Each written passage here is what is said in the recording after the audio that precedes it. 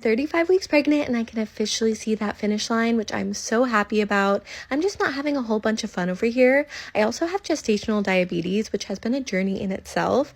I'm trying to get my blood sugar numbers down. They put me on medication, but if I can't, then I may be induced at 37 or 38 weeks, which in my calculations is 3 weeks away. So it's time to kick it into gear and find the energy within my soul, even though my body is screaming no.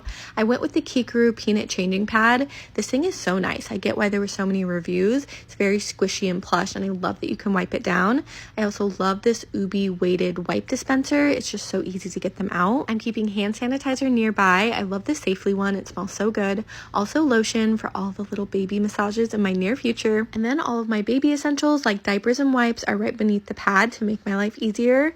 I also got a diaper caddy. This is going to go out in the living room. We're going to be playing around with diapers to see what ones work best. We're going to start with Honest and kind of work our way from there. I also picked up the Millie Moon ones at Target. These are so soft.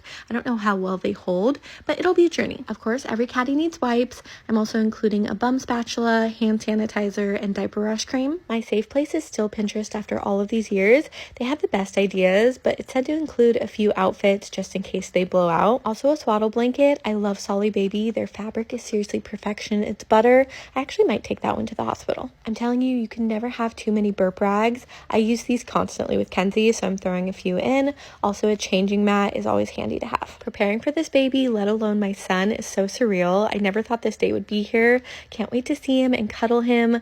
I'm not one of those moms that can connect with her baby inside the womb. Like, to me, it's an alien until further notice. But as each day goes on, I'm getting more and more confident that this little man is about to steal my heart and flip our world upside down, and I cannot wait.